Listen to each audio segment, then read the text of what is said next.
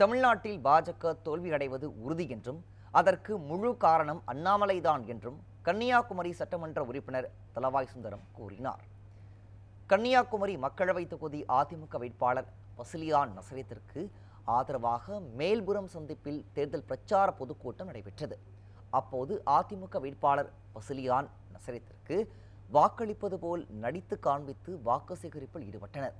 கூட்டத்தில் பேசிய எம்எல்ஏ தளவாய் சுந்தரம், சாதாரண தொண்டனுக்கும் வாய்ப்பு கொடுக்கும் கட்சி அதிமுக என்றும் இதனால் பாஜக காங்கிரஸ் தங்களை பார்த்து பொறாமை கொள்வதாக விமர்சனம் செய்தார். அதிமுகவை எந்த கொம்பனாலும் அசைக்க முடியாது என சூளுரைத்தார்.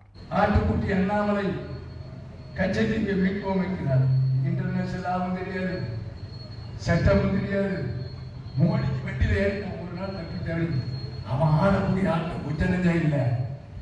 நான் பொன்னாலாகிருஷ்ணனை பார்த்திருக்கேன், எல் கணேசனை பார்த்திருக்கேன், தமிழிசை சவுந்தரராஜனை பார்த்திருக்கேன், பி.சி. ராதாகிருஷ்ணனை பார்த்திருக்கேன், விளக்கு ஜான்தங்கத்தை பார்த்திருக்கேன், சிவகுட்டாரத்தை பார்த்திருக்கேன்.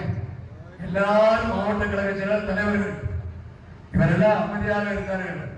ஆனால் ஆட்டுக்குட்டி அண்ணாமலையை பாரி இந்த தமிழ்நாட்டில் எந்த பிஜேபியும் வந்த தலைவர் கிடையாது. பிஜேபி தோல்வி அடைவது உறுதி. அதற்கு முக்கிய காரணம் அண்ணாமலை.